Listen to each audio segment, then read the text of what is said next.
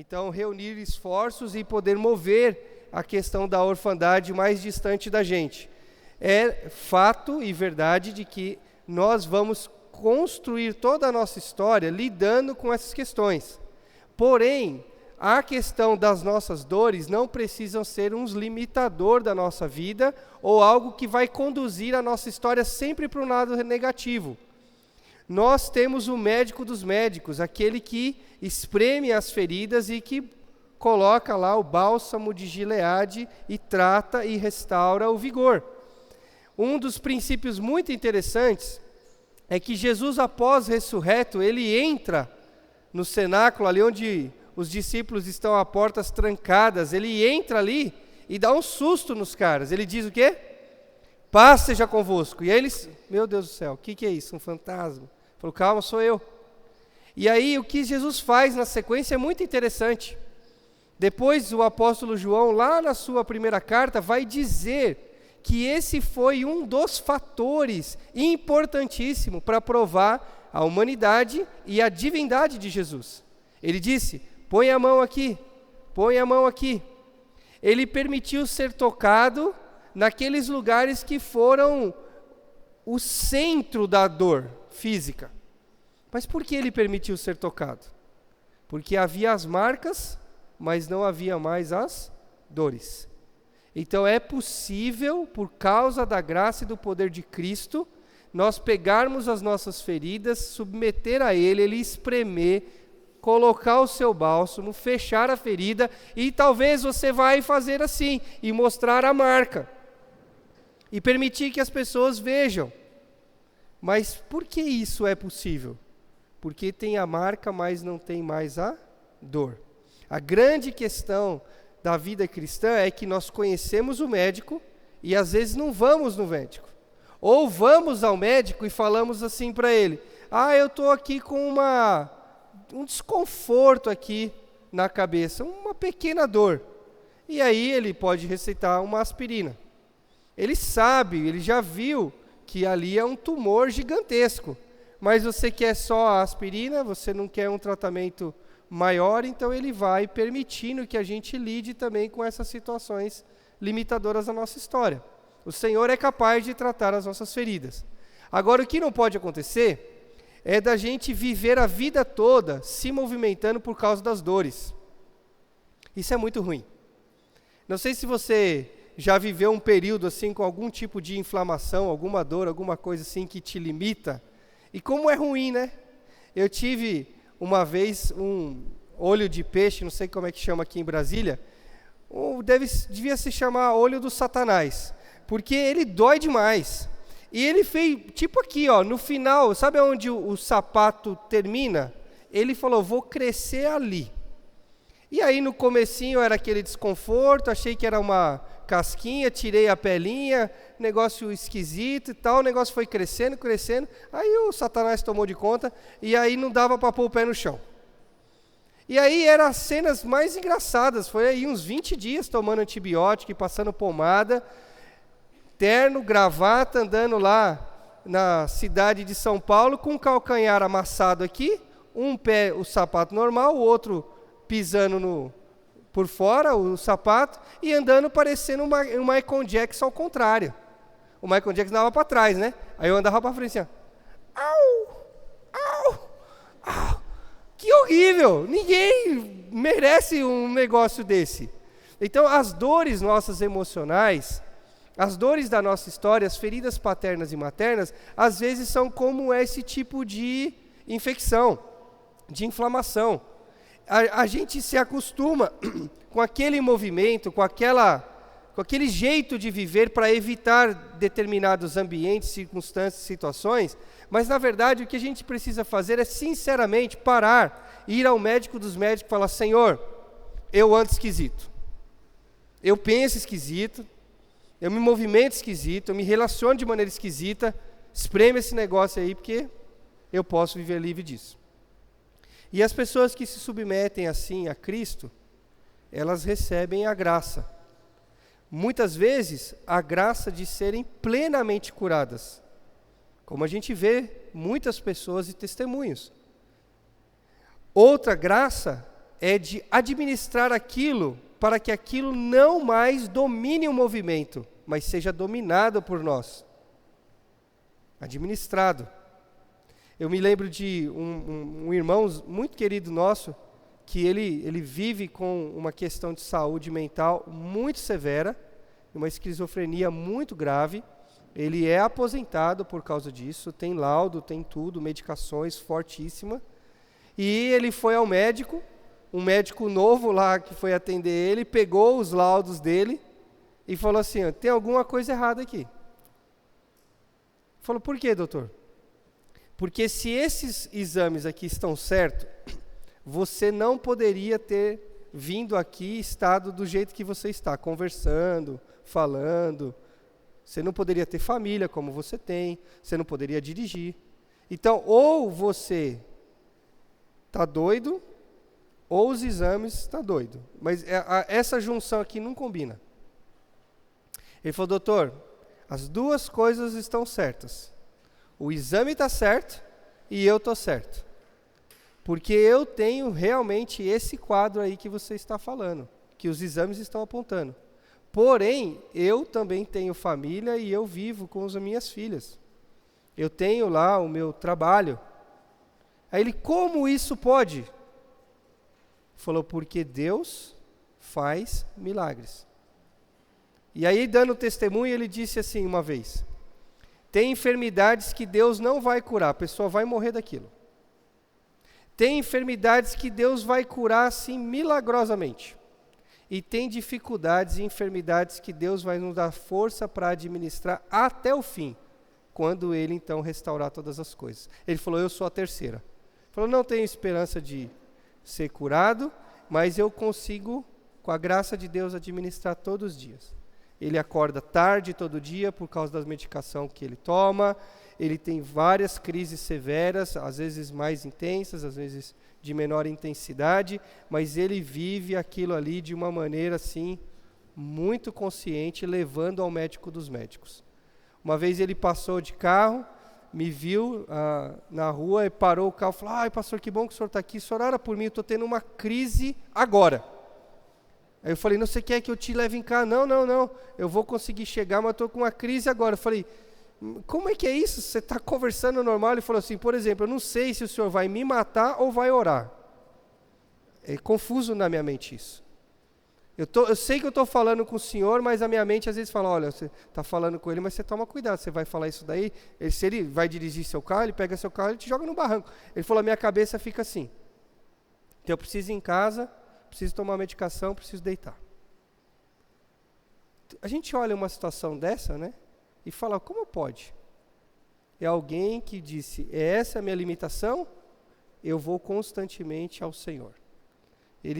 Eu não vivi essa época com esse irmão, mas vários irmãos da igreja lá em Praia Grande viveram, que ele tinha sérias crises, e então ele falava, eu vou pegar a minha Bíblia, eu vou entrar lá no quarto e eu vou ficar lá até passar.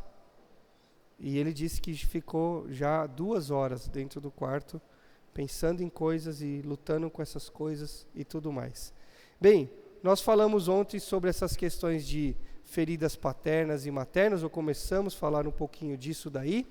Essa daí é uma das maneiras que a gente trabalha no material, e hoje vai ser quase todas as temáticas esbarrando nesses 12 anos, pelo menos aqui, 11, 12 anos de vida. Compreendemos que durante a fase da vida, lembra a gente falou ontem, que vai fazer hoje também, né? Se pensar em 75 anos, a gente tem um corte aqui de 25, então é 1/3 da vida dentro de casa para 2/3 da vida fora de casa. O que nós fazemos aqui vai influenciar diretamente na maneira como nós vamos viver ali. Então esse é um conceito que se constrói olhando isso daqui. Os detalhes aqui nós vamos falar depois. Olhamos o iceberg, lembra dele? E percebemos que aquilo que está fora da água é sustentado por aquilo que está embaixo da água. Quando nós não resolvemos bem essas coisas, inseguranças vão tomando conta do nosso coração. Inseguranças, muitas vezes, não são bem administradas. E elas então causam vários problemas fora da água, por exemplo, é a maior razão de casamentos insalubres. Então, a gente só pode pensar em insegurança que gera um excesso de zelo, ou, do outro lado, um excesso de desligamento emocional, um completo desligamento emocional. A maior razão de má liderança, e isso é real, isso a gente olha já na formação dos alunos lá no seminário e cuida disso, porque há inseguranças que vão se transformar em sérios problemas na liderança. O próximo slide nós vamos ver mais detalhes sobre isso. O maior motivo de insatisfação pessoal, seja com o corpo, seja com o que ganha, seja com o que faz, e a maior razão pela qual as pessoas não superam seus problemas. Muitas pessoas criaram um jeito de caminhar com essa ferida, e elas têm muito medo de expor, de tocar, de pedir ajuda, porque como elas vão viver sem isso? Elas aprenderam, aquilo ali é um ambiente controlado para elas. Como elas vão viver sem isso? É uma dificuldade muito grande para muita gente. Bem, inseguranças na liderança. Quando nós vamos construir melhor isso daqui a pouquinho, mas há uma ferida causada em especial na fase de mãe sobre intimidade. Nós vamos depois falar como é que mãe constrói esse processo de intimidade. Quando isso acontece e essa pessoa se torna um líder, seja na igreja, seja numa empresa, seja numa escola, seja no governo, pode ter certeza disso, que você vai entender bem isso aí, a pessoa lida constantemente para se conectar emocionalmente com outras pessoas. Elas podem lidar com as questões de liderança, com as amizades, com as conexões, mas sempre no nível mais superficial. Essa é uma ferida que eu tenho. Essa é uma ferida que a Dani me ajuda muito. Ela é boa nesse negócio de conectar pessoas. Eu sou ruim nesse negócio. Aí você fala assim, mas pastor, será que é isso mesmo? É.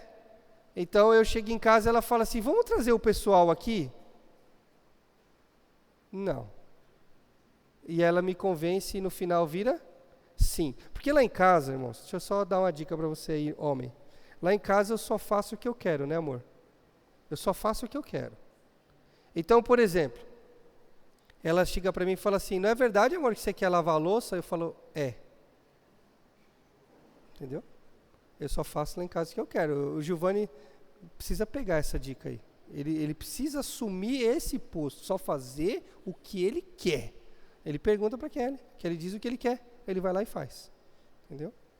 Mas a questão de se conectar emocionalmente com pessoas é uma luta para mim.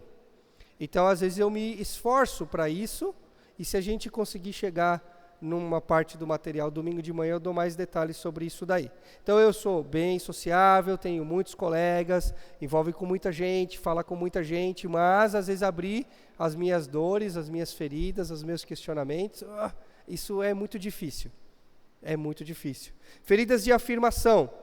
Quando dentro de casa, em especial na fase de pai, que nós vamos ver daqui a pouco, não há afirmação e essa pessoa se torna um líder, ela tem uma grande inclinação por não considerar os seus talentos, não perceber os seus talentos, o quão bom o suficiente ela é numa determinada coisa. Isso tem muito a ver com uma educação que nós recebemos baseada em correção constante. Uma pessoa que cresce no lar, onde constantemente ela é corrigida, ela tem dificuldade de discernir em que de fato ela é boa. Porque ela, no grosso da sua história, ela parece não ser boa em nada. Porque tudo que ela fazia, ela recebia uma repreensão. Até quando era coisa aceitável, boa ou bem feita. Porque nós temos, às vezes, um pai ou uma mãe emocionalmente insalubre, que não consegue ver o progresso do próprio filho. Feridas de identidade, isso também é na fase de pai. Quando isso não acontece, quando o líder, né, o homem ou mulher, se torna líder e tem uma ferida séria de identidade, eles vão muitas vezes para um extremo de agressividade quando são criticados. Então, isso daqui é muito sério. É uma das coisas que a gente tem muito cuidado lá no seminário, porque vocês enviam os líderes, e dentro da ótica que vocês tiveram, esses são muitas vezes os melhores em várias ações, ou os mais dispostos para irem adiante. E aí chega lá, o cara tem horário para acordar, horário para dormir, horário para comer, tarefa para fazer, seminário para entregar, é um monte de regras. Não são difíceis, né, Rebeca? São coisas moleza, facinho, mas tem um trilho para o cara andar. E aí vai lá para o tarefão, a manutenção. E aí você fala, olha, você só vai rastelar as folhas nesse canto aqui. E aí você vê o cara no celular, você vê o cara chegando atrasado, saindo mais cedo, aí você tem que chamar. E aí quando você faz uma observação crítica, a maneira como ele responde é extremamente ruim. Há alunos que por questões extremamente pequenas, eles consideram ir embora do seminário, por coisas pequenas. Aí é o que? Eles têm, saiu aí da tela? Eles têm uma dificuldade séria de serem criticados porque têm um desconforto sobre quem de fato eles são. Quando você tem uma noção clara sobre quem você é, e alguém chega assim para você e fala assim, cara, eu vi você jogando bola, tu é muito ruim. Você fala o que para ele? Tu percebeu? Eu já sei isso desde pequeno. Tu percebeu agora? Porque você sabe quem é, aquilo não vai abalar todas as suas estruturas. Agora, quando você tem uma dificuldade em saber quem você é, a crítica ela entra com muita força. Com muita força. E te desequilibra totalmente. Então, esses sinais de insegurança na sociedade, então agora nós estamos olhando o iceberg à ponta de fora, alguns deles são isso aqui. Pessoas que vivem constantemente se autopromovendo ou se autojustificando. Encontram seguranças exclusivamente em bens materiais. Ele precisa ter o carro, a casa, o celular, as coisas, precisa mostrar isso, porque isso lhe dá segurança emocional. Quer sempre agradar as pessoas, isso também é uma ferida. Nós não conseguimos fazer isso em todo o tempo para todas as pessoas. Indulgência ou vícios, sempre aberto e inclinado a essas coisas. Uma postura condenatória, sempre criticando ou extremamente paternalista, sempre alisando. Autopiedade, não consegue lidar com críticas ou disciplina, busca insaciável por reconhecimento. Ciúmes possessivo é uma ferida de insegurança. Racismo e discriminação, é tratar as outras pessoas querendo inferiorizar. Qualquer tipo desse movimento constante é uma ferida de insegurança. E desorientação social, não saber o seu papel, imaginar que está sempre à deriva no mundo, sempre como um barco sem vela, sem leme, sem nada, largado no mundo. Então essas feridas, elas vão construindo o nosso eu. Elas vão formando dentro de nós aquilo que nós nos entendemos por nós mesmos. E isso é muito sério, isso vai poluindo a maneira como nós podemos ou não servir ao Senhor. Isso vai atrapalhando também.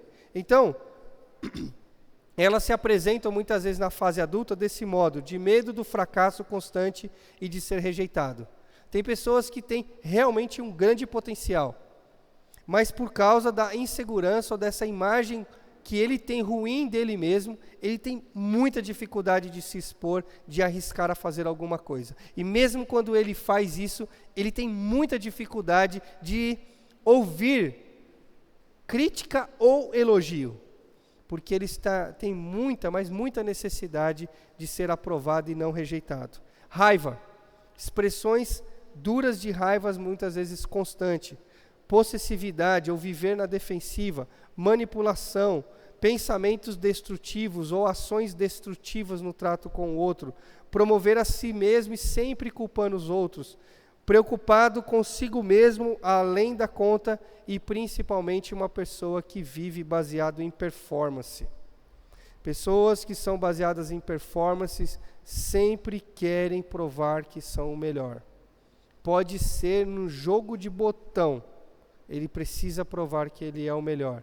Isso não é uma expressão simples de competitividade. Muitas vezes é uma expressão simples de insegurança e de uma imagem ruim de si mesmo. Bom, esse quadro aqui, ele é bem interessante, ficar mais para cá. Imagina o iceberg assim, ó. Imagina que aqui é a ponta do iceberg, tá vendo? Essa aqui é a ponta do iceberg. Aqui, ó, é aonde a água balança. Sabe o movimentinho da água é aqui. Aqui é a parte de baixo do iceberg. Então, o iceberg desenha assim, ó. Vem cá e sai da água, entra na água. Pegou? Eu já devia ter feito isso antes, né? Colocado um iceberg ali de imagem de fundo. Mas os meninos da mídia é bom para fazer isso. Obrigado. Muito bem. Quando nós falamos da fase da casa, que nós vamos construir, provavelmente só hoje à tarde, não sei se a gente consegue chegar antes. A gente fala que tem 3 períodos muito importantes aqui nessa base. O primeiro deles é fase de mãe. A mãe é a principal mão moldadora dos seus filhos. Não é a única e não é exclusiva, é principal. Porque há questões que o filho precisa. Lembra? Eu desenhei bem aqui, ó, tinha uma seta aqui, escrito necessidade, tudo torto, lembra? Ontem. Então, nós estamos falando disso. De 0 a 6 anos, a necessidade primária do filho é tempo com a mãe. Qualidade com a mãe. Porque aquilo que ele necessita, a mãe tem mais facilidade de entregar. Não é exclusivamente, mas tem mais facilidade, você vai ver isso. Depois, fase de pai, de mais ou menos aí 7 a 12 anos, ou 6 a 11 anos. Então aqui é a mesma coisa, o pai se torna a principal mão moldadora na formação. E aqui, fase de colegas. Nem pai nem mãe, mas os colegas é a principal mão moldadora. Nós vamos ver como a gente luta para trazer o céu para casa, tendo os filhos em cada idade. Como nós fazemos isso, baseado lá em Gênesis 2. Mas quando isso daqui não acontece, ou seja, a gente não supre a necessidade dos nossos filhos, feridas aparecem. E aqui nesse quadro, tem aqui, primeira tabela aqui, qual é a necessidade básica? Aquilo que ele necessita. Pertencimento, intimidade, segurança, capacidade, ser estimado, sentimento de ser único e de ser significativo. Então, isso daqui se constrói até os 8 anos. Até os 8 anos de vida, isso daqui vai se formar. Bem formado, mal formado, com falhas, com acertos, vai acontecer. Mas todo mundo tem que ter uma noção clara de pertencimento, tem que desenvolver intimidade de relacionamento, se sentir seguro emocionalmente, tem que entender e aprender capacidades, tem que ter uma ideia de que é estimado por aqueles que o cuidam, que é único. Se tem 10 filhos, esse é único e esse, único e esse, único e esse, único também. Aí vai até o 10, tá bom? E ter um significado, ou seja, ter um papel interessante dentro daquela casa, perceptível dentro daquela casa. Ok? Pegou essa ideia? Essas são necessidades. Quando a gente colocar o quadro das idades aqui e mapear direitinho, isso aqui vai encaixar perfeitamente. Aqui é uma introdução só. Muito bem. Quando a necessidade não é atendida, ela gera uma... Quando eu falar assim, ela gera uma... Aí você completa, porque eu vou pôr o laser no negócio, tá? Só para, tipo, não dormir muita gente. Só deixar um ou outro aí que está mais cansado, ok? Então vamos lá. Quando as necessidades não são atendidas, gera uma... Ixi, aí acordou, agora deu. Muito bem. Quando essa ferida, ela não é tratada, gera uma necessidade na vida adulta. E essa necessidade excessiva, ela cria uma falsa de quem a pessoa é. Então ela se apresenta assim fora da água, porque ali, ó, no movimento da onda, ela tem essas preocupações, porque debaixo da água tem essas dores que não foram bem administradas nessa fase. Pegou? Vamos ver como é que é esse negócio aí. 0 a 2 anos. Estamos falando do quê? Um bebezinho, né? Então, fase de mãe, muito importante esse tempo com a mãe. Pertencimento, intimidade e segurança. Se você olhar, só na amamentação tem tudo isso aqui acontecendo. Não tem? Ah, o meu bebê! Vamos imaginar uma mãe que chega em casa do trabalho. Então tá com a avó, tá com o marido, tá com alguém lá a criança. Só sozinha que não pode estar, né? Tá com alguém lá esse bebê. Ah, meu bebê! É esse ato, pega no colo, dá o beijo. Tudo isso aqui aconteceu. A gente às vezes fica projetando, né? Tem livros que o cara quer escrever 5 páginas sobre isso daqui. É só isso. Põe a foto de uma mãe chegando, pegando, beijando. Tudo aconteceu. Criança chorou. Tudo aconteceu. Mamou. Entendeu? Tudo aconteceu. Mas nós sabemos que isso, nós estamos olhando um modelo saudável ou que luta para ter saúde, não é? E não é sempre que isso acontece. Ou não é em todos os lares que isso acontece. Quando isso daqui não acontece, rejeição, distanciamento, desprezo, alguém cuida, alguém limpa, alguém lava. A gente conheceu uma família que não era só pelo fato de ter pouca condição financeira, mas é que tinha um lance de sobrevivência tão forte que a mãe fazia a mamadeira, a menininha acho que tinha uns 2 aninhos, eu acho, né, amor? A gente chamava até a menina de... Como que era? Maisena, não era? Lá de Interlagos. A menina... Bom, enfim, o nome eu não lembro. Mas a mãe colocava a mamadeira do lado da menina, dormia num colchãozinho no chão. Colocava a mamadeira do lado, que se a menina acordasse de noite...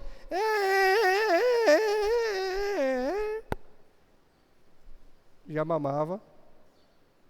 A menina mesmo acho que fazia assim, para rotar e seguia o jogo. Mentira, não fazia não, Rebeca, não era, tô zoando, só para chamar a atenção essa parte, tá? Então a menina meio que se virava, pequenininha.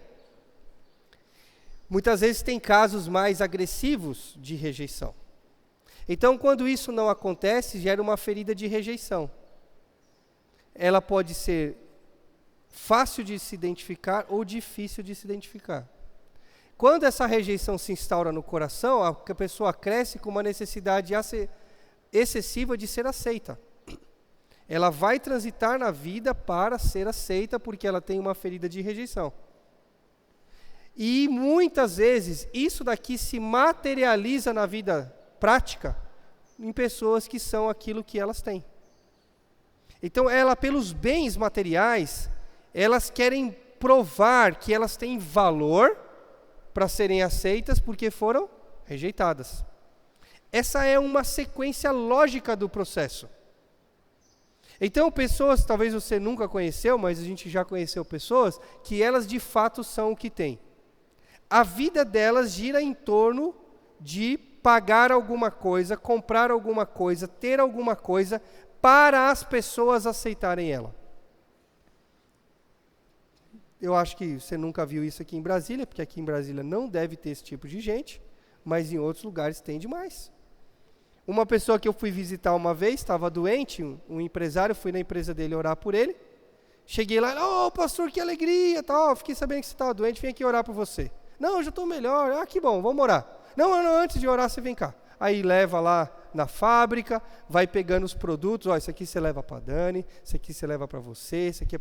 Falei, não, irmão, eu não vim comprar nada. Pelo amor de Deus, pastor, jamais cobraria de você. Eu estou te dando. Eu falei, mas aqui eu não vim para pegar nada, eu vim para orar por você. Você é importante, mais do que o que você tem. Mas a família, os amigos, todo mundo transitava em volta dele, em cima do que ele tinha. Pagava e comprava constantemente o amor das pessoas, porque ele queria ser aceito, porque tinha uma questão de rejeição muito forte no coração. Isso é muito dolorido. A Dani fez a gente fazendo uma visita uma vez, uma pessoa, encurtando a história para ser rápido, a pessoa deu um presente para a Dani e falou assim, ó, esse aqui é para você. Quando a Dani abre o presente, falou, nossa, obrigado, mas por que você fez isso? A pessoa disse, porque eu só quero que você seja minha amiga. A Dani empurrou o presente e falou, mas para isso não precisa pagar. E a pessoa se emocionou. Por quê? Porque todas as pessoas que transitam para aceitá-la, transitam em pegar o que ela tem. Então, esse jogo aqui, ó, de lutar por ser aceito, está em todo lugar. Às vezes não é o que tem, às vezes é alguma outra coisa. Por exemplo, quando nós temos de 3 a 5 anos, nós precisamos ser estimulados e afirmados na nossa capacidade. Se não acontece isso, é sempre criticado, duramente criticado, vai gerar ou pode gerar feridas como de incapacidade e incerteza sobre o potencial e um senso de falha constante.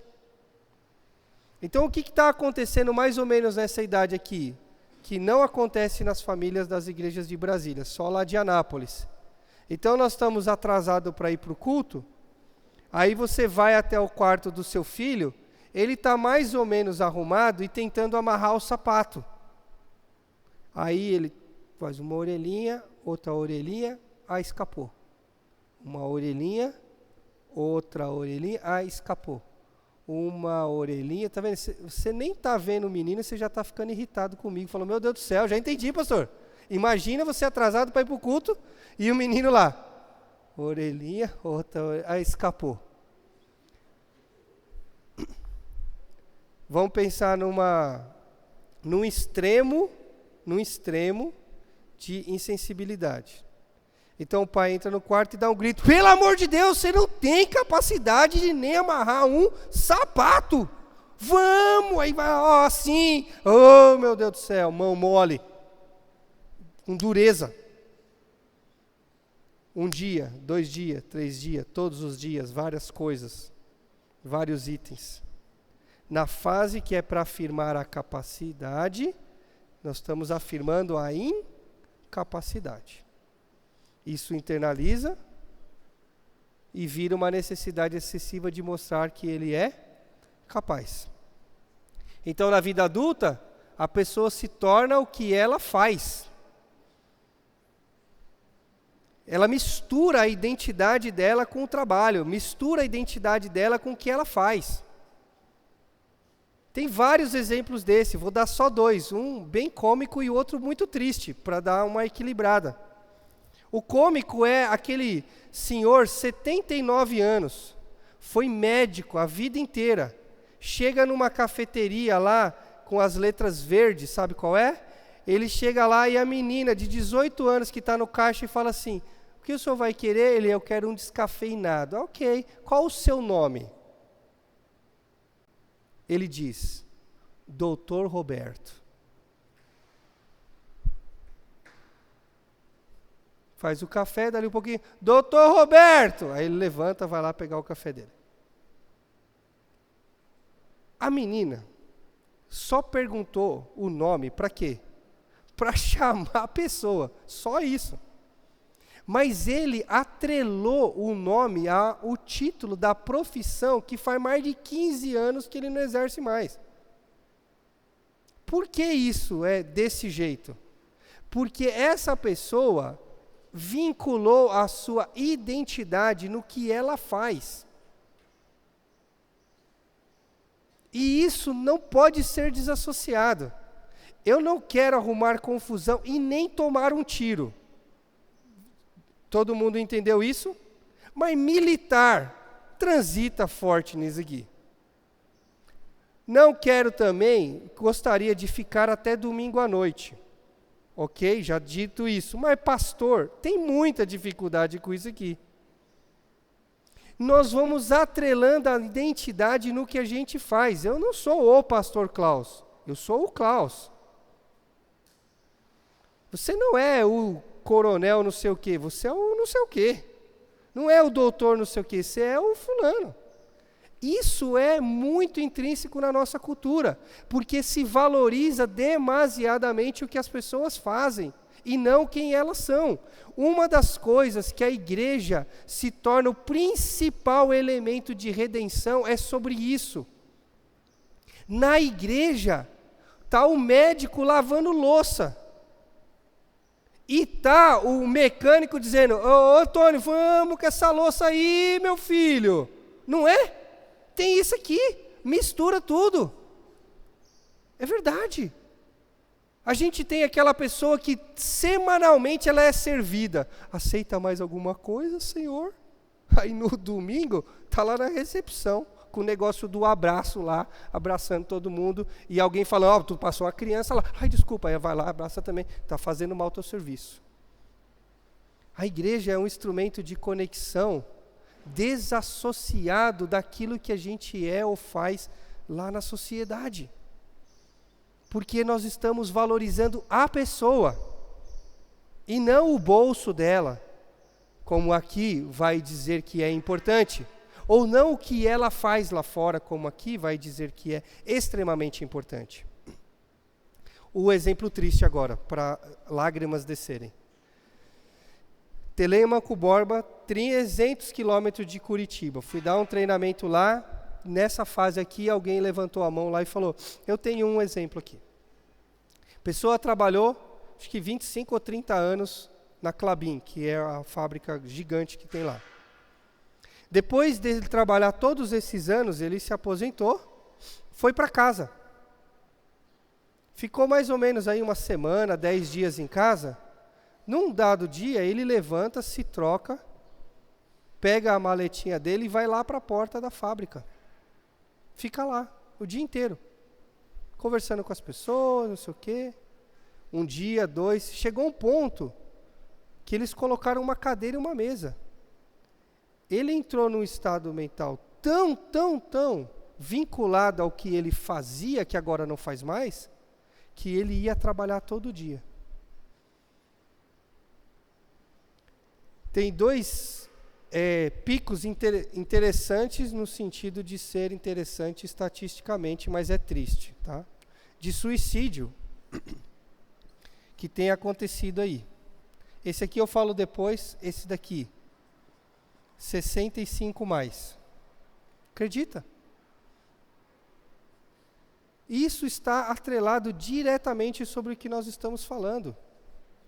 Pessoas que viveram a vida vinculada no que ela faz, agora se aposenta, ela não faz mais. Ela não sabe mais quem ela é. Ele lutou a vida inteira para falar, não, mas quando eu me aposentar vai ser assim. Aí ele se aposenta e ele fala, mas o que é o assim? Ou quem sou eu nesse processo? Como eu vou viver agora? E isso aparece nas estatísticas lá de suicídio. O terceiro modelo, pode pôr aí, por favor? Não sei se é o meu computador que está apagando. Acho que é, né? Aí a gente vê no intervalo depois para eu desativar ali. Muito bem. Terceiro, fase de pai já. Aqui, até aqui a mãe transita com o principal, aqui é um pouco de pai, um pouco de mãe. Aqui fase de pai. Ser estimado único e significativo.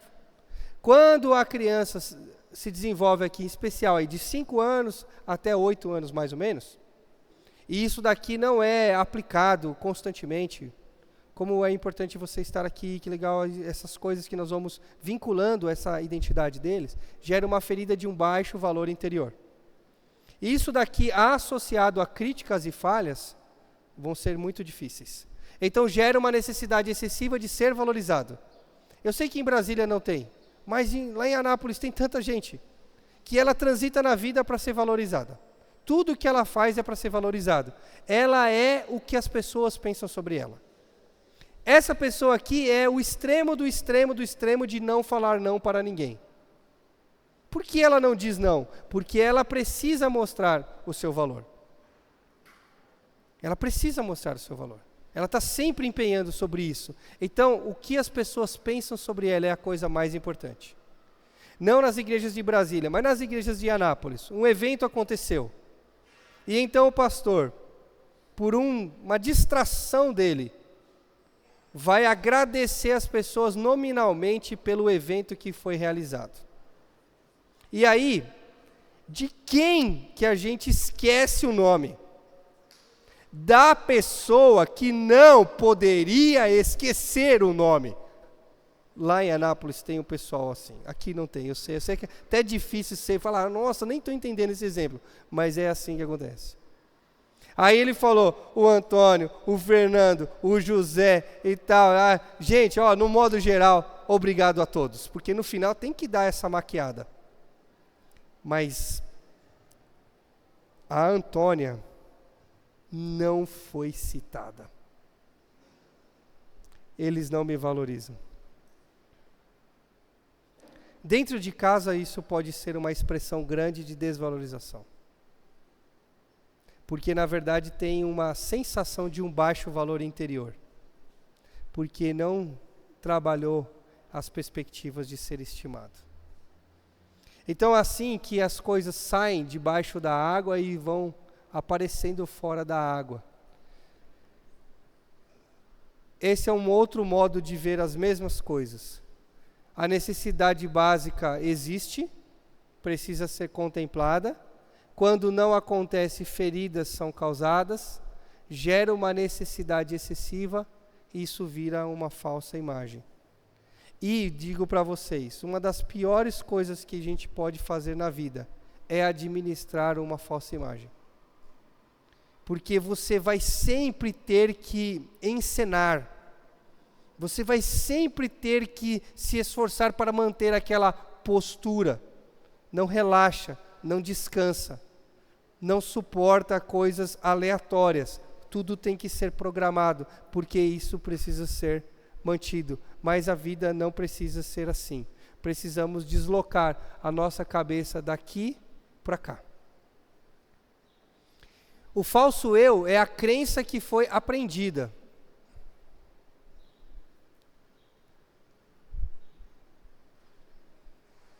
Eu acho que é aí atrás, hein? Aí. É o Caleb que deve estar me boicotando, né? Eu vou tirar a nota dele lá na matéria, para ver se ele melhora. É a crença que nós aprendemos nessa interpretação do processo de desenvolver.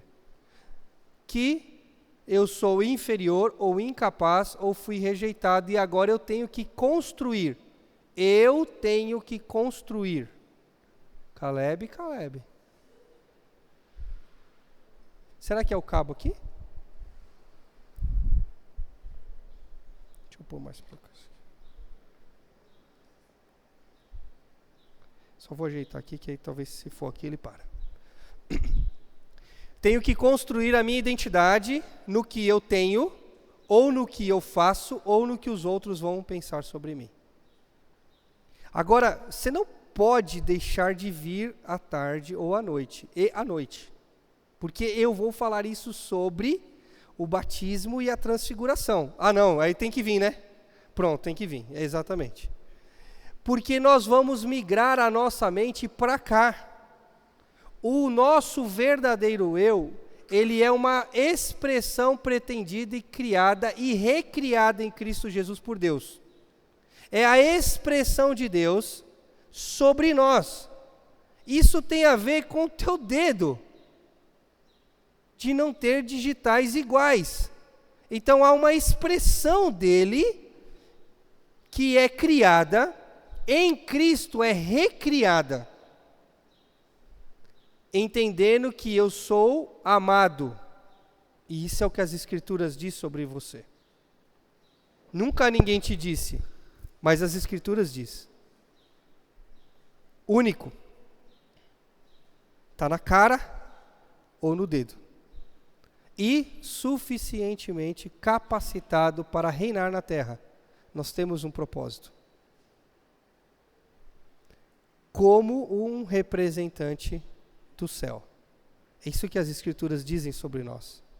Então a gente tem que migrar a nossa mente dessa ideia para essa ideia. Absorvendo a identidade que vem do alto e não a identidade que foi forjada nos muitos e complexos relacionamentos interpessoais de casa, da rua ou de fora da sociedade. Tem que haver essa migração. para que a gente possa viver uma coisa que a gente, desde pequenininho, aprende nas classinhas. Jesus dá vida abundante. Aí você fala, o que é isso aí? É isento de problema? Nós sabemos que não é. Ah, é muita prosperidade financeira? Nós sabemos que também não é. É o quê? Compreender o plano, compreender quem somos, nos encaixar no plano e viver para a glória dele. Vida abundante. Vai lidar com as coisas difíceis dentro do plano. Vai lutar com as limitações dentro do plano. Vai pensar em decisões. Cara, a turma está muito treinada. Monstro demais. Muito top. Muito bem. Uma das análises que a gente faz... Assim, alguém quer perguntar alguma coisa até aqui? Sim, pois não.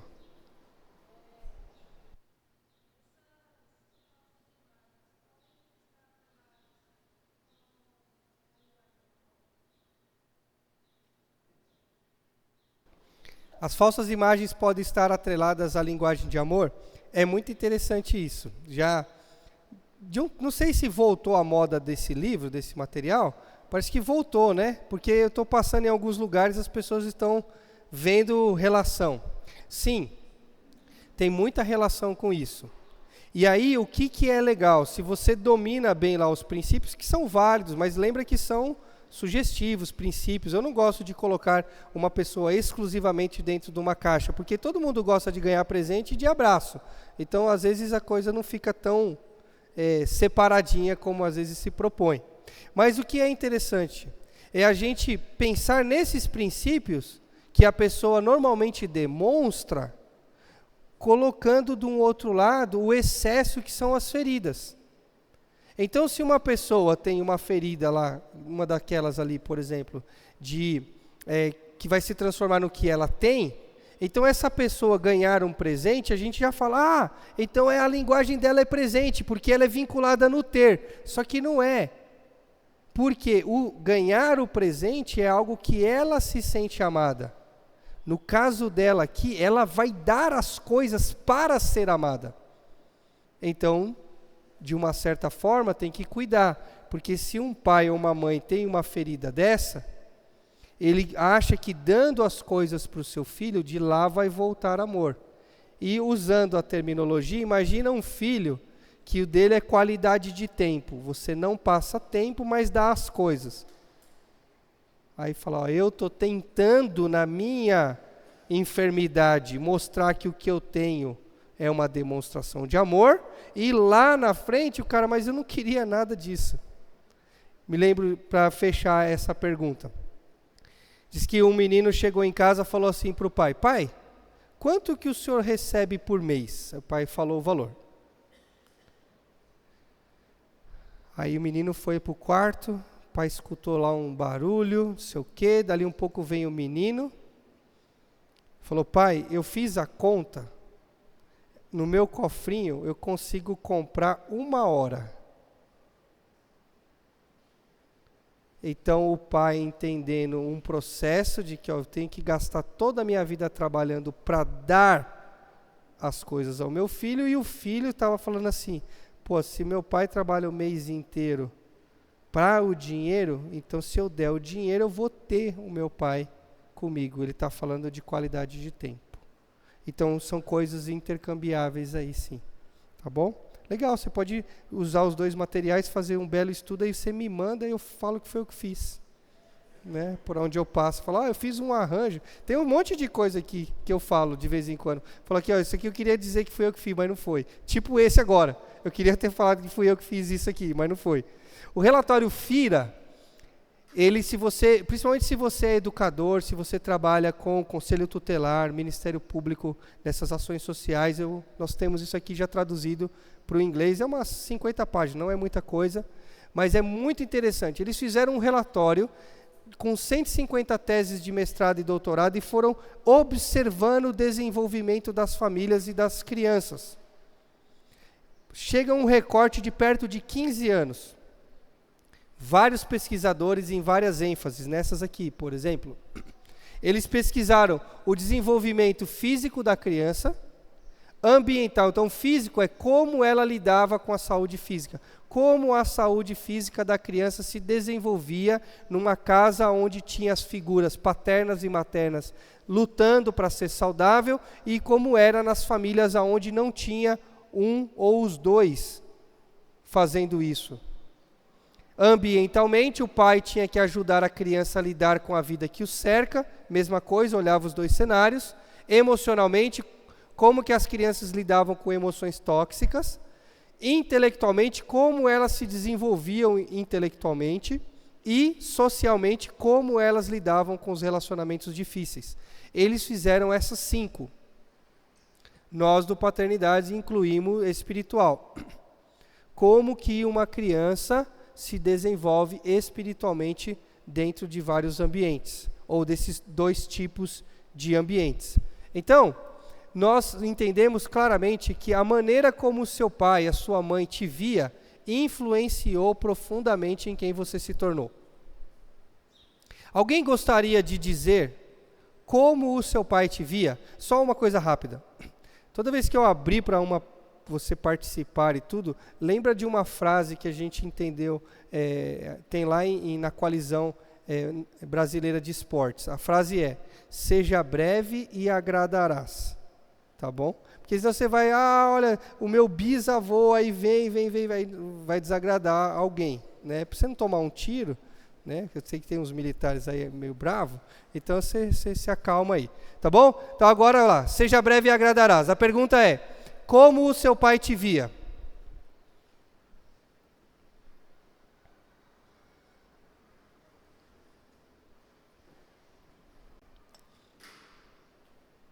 Ninguém sabe. Ou não quer falar.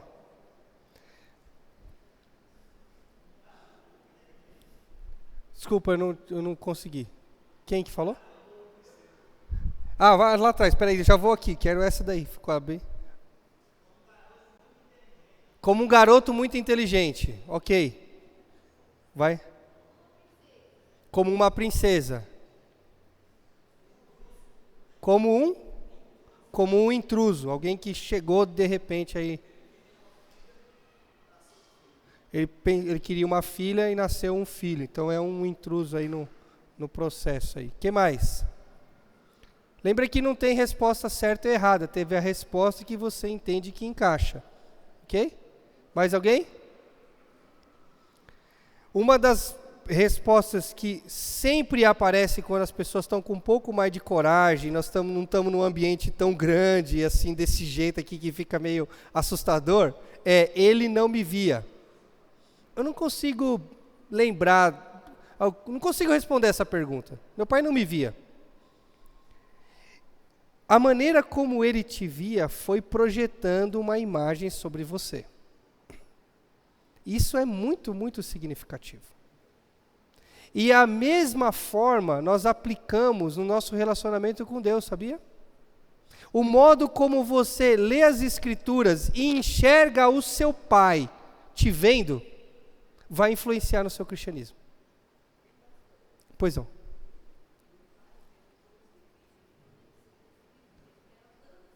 Ele teve 12 filhos, aí nem deu para pegar a ideia.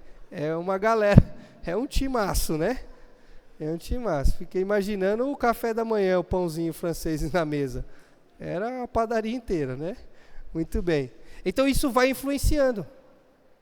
Mas eu sei que você tem essa ideia, né? Mas não está falando com pesar, outros casos é mais pesaroso.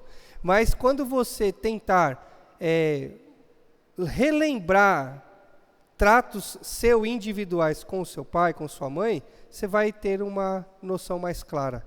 Eles de fato trataram todos. No macro é difícil, mas no micro você pega. E a maneira como você está vendo o seu filho vai influenciar em quem ele é. Quem ele é. A maneira como nós vamos olhar para ele.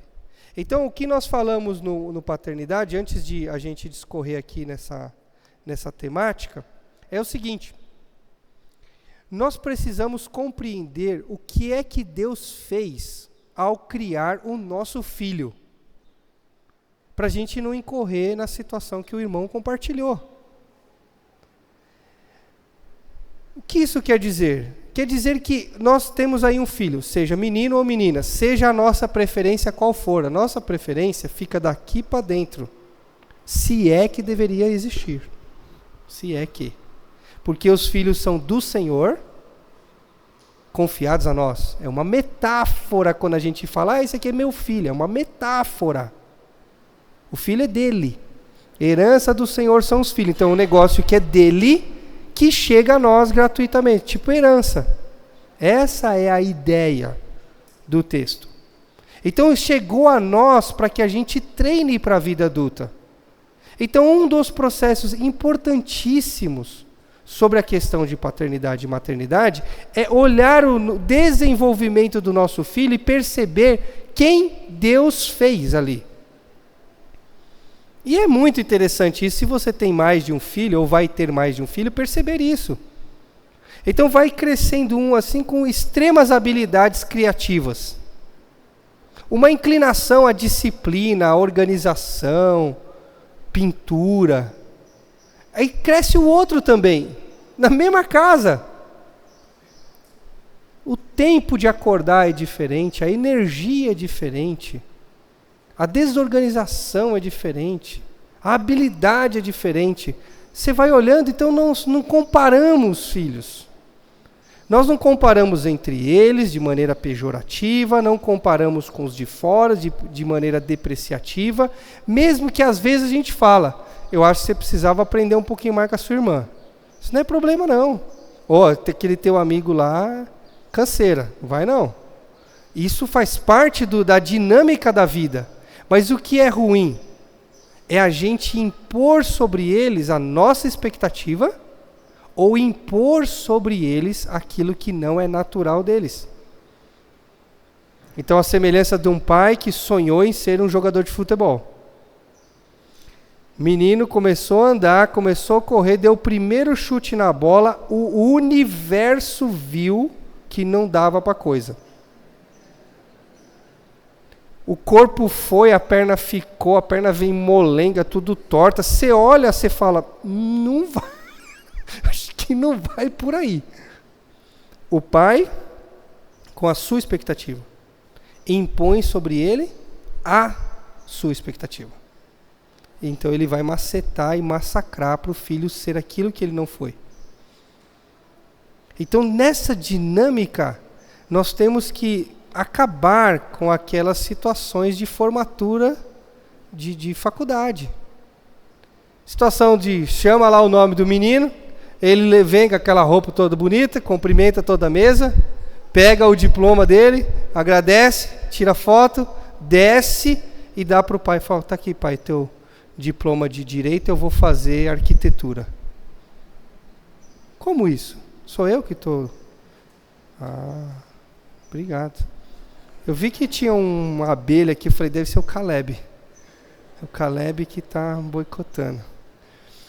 Então, o filho estudou 4, 5 anos para atender um sonho do pai, frustrado do pai. E agora ele vai viver a vida dele. Isso é esmagador. Isso você pode aplicar por esporte, organização, desempenho, criatividade, organização da casa, das coisas, isso tudo.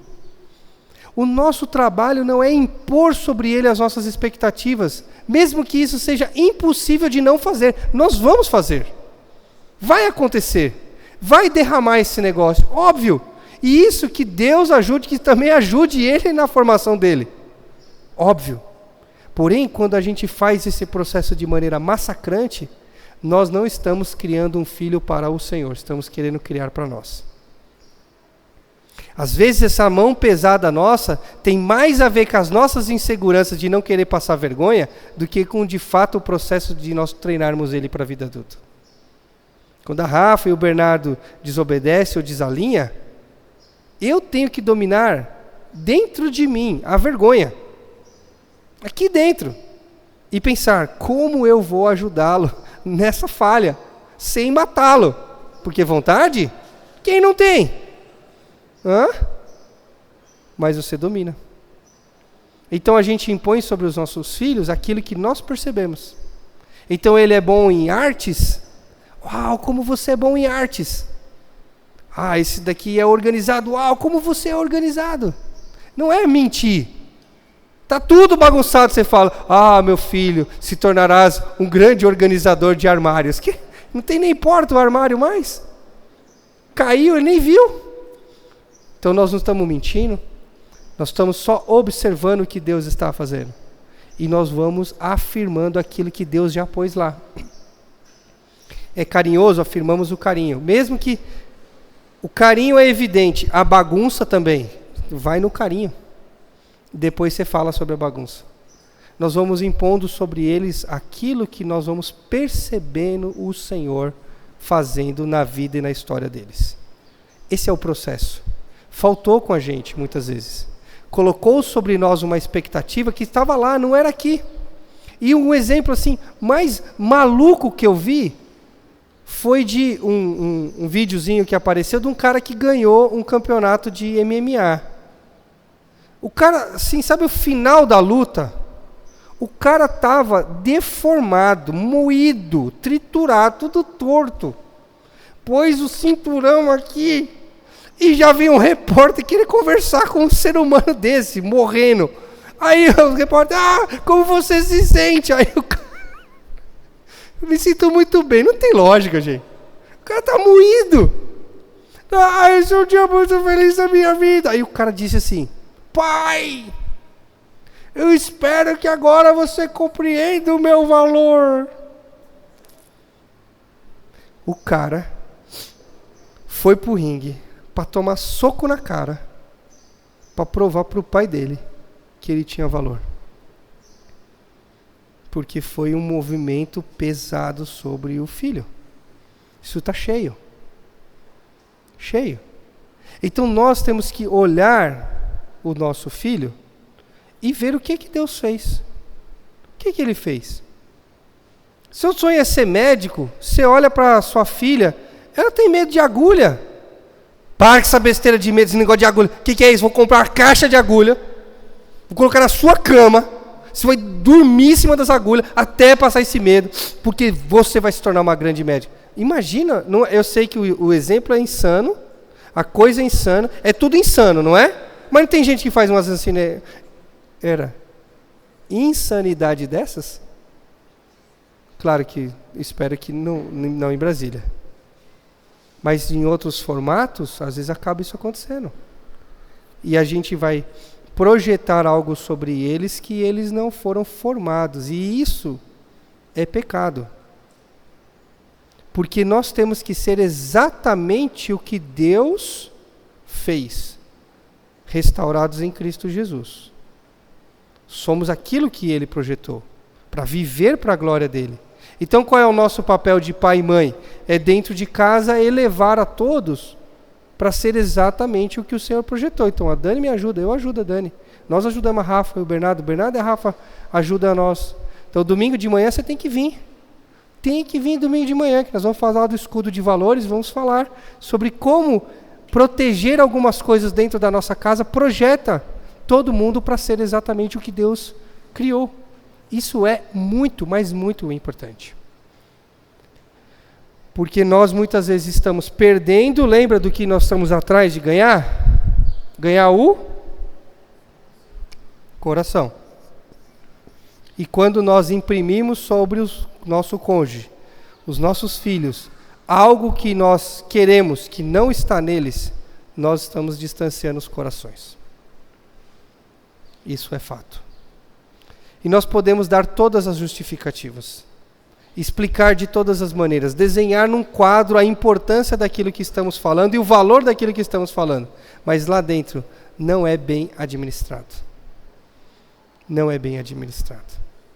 Bem,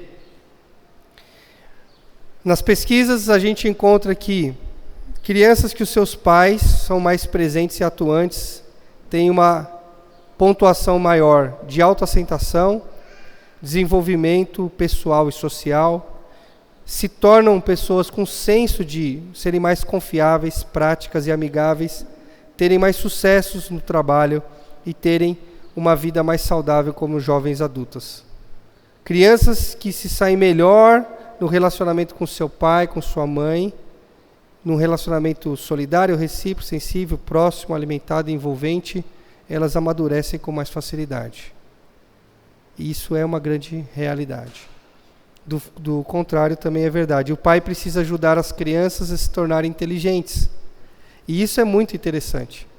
A conversa de um pai com um filho é diferente de uma mãe com um filho, não é? Você não acha? Por exemplo, eu acho que todas as crianças, quando elas começam a falar, elas falam árabe. É uma ideia minha, né? Porque você vê uma criança começando a falar assim... Não é um negócio assim? Aí vamos imaginar uma cena que nunca aconteceu em Brasília, só lá em Anápolis. Mas a criança está lá na cozinha, do lado do filtro, na frente do pai. Ela faz assim com a mão e vai assim... Aí o pai faz o quê? Quê? Quê? Que? Não estou entendendo. A mãe está lá no quarto. Ela fala assim, ele quer água. Como? Nem viu. Então deve ter um chip aqui na mãe que entende árabe também. Aí pega, põe um pouquinho de água, dá para a criança bebe e vai embora. Que doido, né?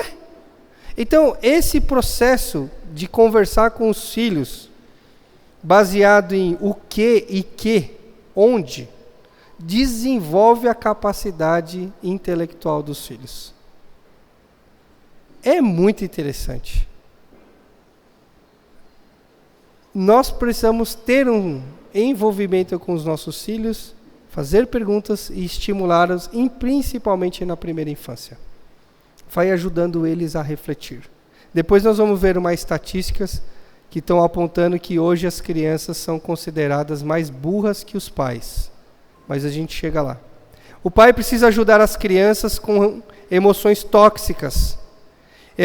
O pai, quando ele está num ambiente de envolvimento emocional e bem-estar, as crianças exibem maior tolerância e capacidade de lidar com situações estranhas, estressantes e frustrantes. Experimentam menos angústia emocional, apresentam menos expressões negativas, como medo e culpa, e o envolvimento com seu pai, ela está relacionada à sensação de bem-estar quando adulto. Há tempo atrás, saiu uma reportagem na Veja, o título era Crianças no Divã. E aí falou do volume de crianças fazendo terapias inúmeras. Então eu sei que esse é um tema sensível e você tem que orar e avaliar o que eu vou dizer. Mas mais de 60% dos casos resolve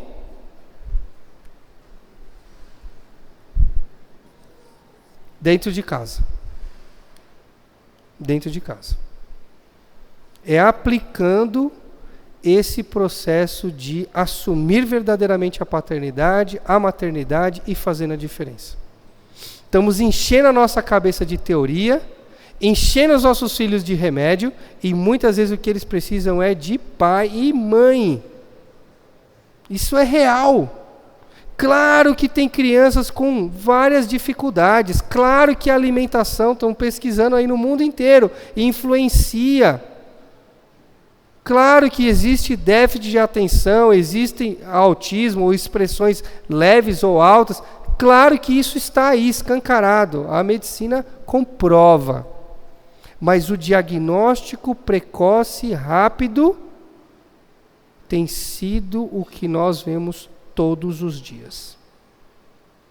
A criança no divã tem muito mais a ver com a casa do que com uma disfunção.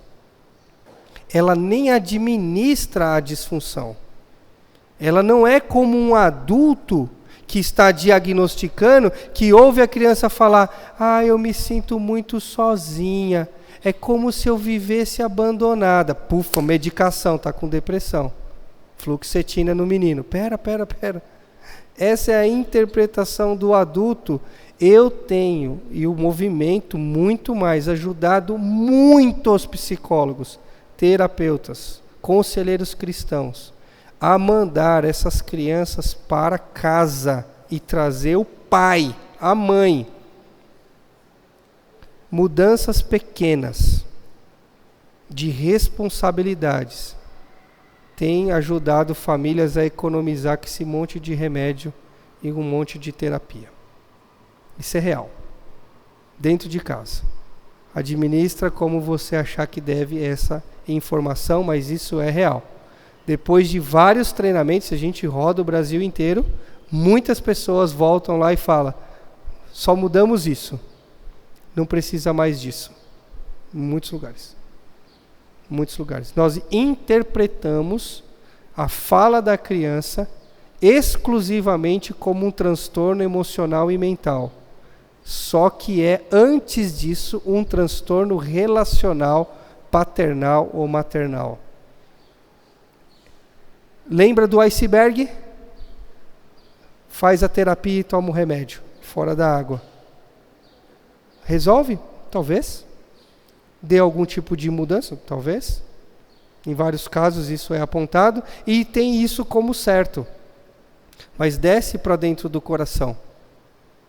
E você vai ver que 60% não vai precisar. Pai ajuda as crianças a se relacionar com pessoas difíceis. E quando os pais estão envolvidos, tem menos problemas de conduta, estresse psicológico, um maior senso de competência social e níveis mais elevados de felicidade. Se sai bem em medidas de autoaceitação e ajustamento, se enxergam com confiáveis, práticas amigáveis, têm sucesso no trabalho e são mentalmente mais saudáveis. Quando projetado no casamento, a gente vê casamentos mais bem-sucedidos, quando os cônjuges são mais organizados. E estarem mais satisfeitos com seus parceiros românticos na meia-idade, terem relacionamentos mais íntimos e mais bem-sucedidos e são menos propensos ao divórcio. Isso é muito interessante. Há 2 índices interessantíssimos de divórcio. Um mais ou menos aqui e o outro vai ser mais ou menos aqui. Num outro recorte aqui chamado intervalo, que eu falo depois, para você vir depois, tá? Nesses primeiros 3 anos de casamento, o índice de divórcio é muito alto. Muito alto. Por quê? Está lá na certidão de divórcio. Incompatibilidade de gênero. Que desgraça que é essa? Que não apareceu quando eram amigos, não apareceu no namoro, não apareceu no noivado, aí casou, é isso. Ah, tá, deve ser alguma coisa dizendo pare agora. Eu não consegui ler, mas eu peguei. Falta poucos slides para fechar essa sessão. Obrigado. Eu estava? Sim. Divórcio, casamento, primeiro e terceiro ano. Então, o que é essa incompatibilidade de gênero? A grande questão é que nós, se não prepararmos os nossos filhos para o casamento, eles vão ter muita dificuldade, em especial no início. Porque a gente precisa treinar para a vida adulta. Então eu vou te dar um exemplo para a gente ir para o café, para você ir assim, rindo, mas de mim. 21 anos, eu acho que foi, né, Dan? Eu, 21 anos de idade.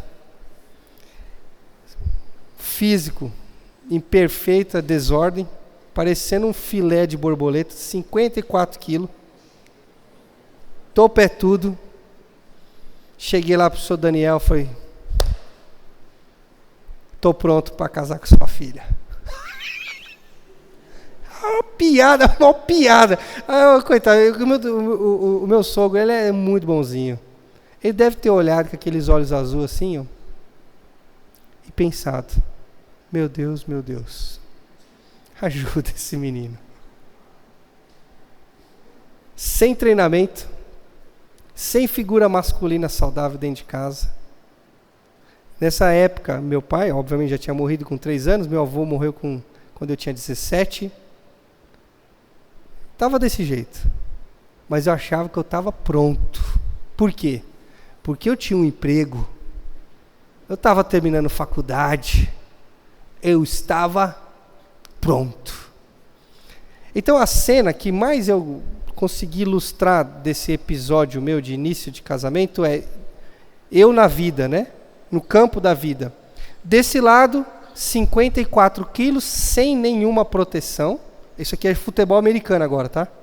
Eu do lado de cá, 54 quilos, gambito de passarinho, acreditando que eu estava pronto. Não tenho capacete, não tenho proteção, treinamento zero. E eu falando para a vida, vem em mim. Eu vou dar conta disso aqui. Pode vir. Do outro lado, a vida. Boletos gigantes, responsabilidades, gente para cuidar, relacionamentos para administrar, tudo isso gigante do lado de cá. E no meio a bola, e eu falando, eu vou pegar a bola, eu vou ganhar esse jogo sozinho. Pela misericórdia de Deus, estamos aí com 22 anos. Pela misericórdia de Deus, e porque Deus me deu uma mulher top. Que ela fala assim, ó, se correr aí, tu morre. Melhor parar, melhor voltar. Tá toda hora aqui dando umas dicas. Isso é real. Nós entramos no jogo da vida sem treinamento. Esse é o principal fator de divórcio. Não em Brasília, mas em outras cidades. No Brasil inteiro, menos Brasília. Os jovens estão acreditando que para dar certo tem que ter um bom salário, o apartamento, o carro, o mestrado e etc, etc, etc e tal. Aí vai dar certo. Então tem tudo isso, 52 quilos, sem armadura, sem preparo nenhum, e vão. E muitos, em 3 anos, está dizendo, aí eu vou ficar com o sofá, então você fica com a TV. Não, mas a TV foi meu pai que deu, então você fica com não sei o quê. Em 3 anos. Dinheiro tem, estudo tem, apartamento tinha, porque agora vai dividir, o carro tinha, porque agora vai dividir, falta de treinamento. Dentro de casa a gente ajuda os nossos filhos nesse processo de ser treinado para a vida adulta. Pai ajuda os seus filhos fisicamente, isso aqui vou passar rapidinho. Quando os pais estavam longe dos seus filhos ou não eram presentes, a saúde das crianças sempre apresentava maiores problemas, porque, como diz aqui o Dr. Francis, as doenças têm uma relação com as questões emocionais e o pai, principalmente o pai, ele ausente, distante ou disfuncional, gera muito estresse, isso derruba o sistema imunológico e isso acaba gerando mais problemas de saúde, imunidade principalmente. E por último, nós vamos fechar aqui, um pai precisa ajudar os seus filhos na perspectiva espiritual. Esse aqui é o que o relatório Fila não viu e que a gente vê. A imagem que uma criança tem do seu pai até 6 anos de idade é aquilo que ela projeta sobre Deus. E foi interessantíssimo que um dos treinadores nossos lá do interior de São Paulo me mandou agora no Dia dos Pais um coração da escola e estava escrito assim: deixe uma mensagem para o seu pai. O que você acha do seu pai? Uma coisa assim. A criança escreveu dentro do coração: Pai, você é o meu Deus. Quando eu ouvi isso aqui, que a imagem que os filhos têm de Deus é a imagem do pai, eu gelei, falei, meu Deus, a Rafaela vai olhar e falar, Deus é tipo meu pai. Meu Deus, tenho que me arrumar. Porque imagem de Deus eu estou transmitindo? Porque essa é uma figura interessante. Quando Deus cria o homem e coloca como representante na terra, é essa imagem da paternidade aqui no meio das coisas. Quando a gente vai para Efésios e fala o homem é o sacerdote, a gente imagina o quê? Você vai pôr uma túnica, mano, e vai andar com a Bíblia lá, uma coisa, é isso? Não, ele está dizendo o seguinte, é uma referência. Vamos ver o que Deus tem para dizer. Pergunta para o meu pai. Imagina isso. É muito pesado. E aí, o que a gente tem no livro relatado pelo pastor Cassi é essa experiência de um menino que grita à noite com terror noturno. Ele diz, pai, socorro, tem um monstro aqui no quarto. 3 horas da manhã, o pai se levanta, corre para lá. Abre, acende a luz, abre a porta e fala assim, calma meu filho, não tem nada aqui, olha só, e acalma o menino. 10 minutos depois, pai, socorro, tem um monstro aqui. O pai volta lá, a paciência já diminuiu um pouco, já dá aquele clique mais forte na luz, dá aquela conversada, não sei o quê. Meia hora depois, pai, socorro, agora ele apareceu mesmo, ele vai me pegar, eu estou frito e tá. Aí o pai já levanta, a paciência zero. Vai lá e dá um grito com o menino e fala assim, pelo amor de Deus, pare com isso. Não há monstro aqui. E, além disso, nós somos de Deus. Deus está com você. E aí o Cassi relata no livro que o menino virou para o pai e disse, mas o que eu preciso é de um Deus de pele. Nós, pai e mãe, somos essa figura de Deus de pele na segurança dos nossos filhos, em especial até os 11 anos de idade.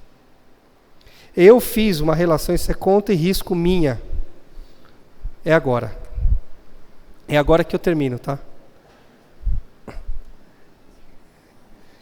De uma relação com 2 camas. Por causa de uma outra pesquisa que eu li. Na primeira cama, primeira cena aqui, é essa que eu acabei de descrever. O menino deitado e o pai de pé. E gerou isso. E o pai diz para o menino, não me chama mais porque amanhã eu vou trabalhar. Gravou a frase? A vida passa porque a vida não dá ré. Nós temos agora uma outra cama. Agora nós temos o pai deitado no asilo e o filho de pé. A enfermeira pega o celular e liga para o filho. Poxa, o teu pai disse que faz uns 5 meses que você não vem vê-lo. Venha visitá-lo. Diga para o meu pai que eu não posso porque eu estou.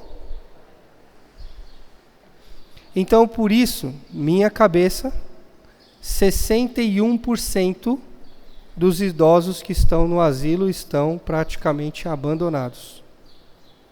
Claro que não é só por isso, mas teve um treinamento sobre esse filho. Um treinamento que imprimiu nele que o dinheiro, o trabalho é mais importante que sentimentos e pessoas. Intervalo. Agora. Tchau, obrigado.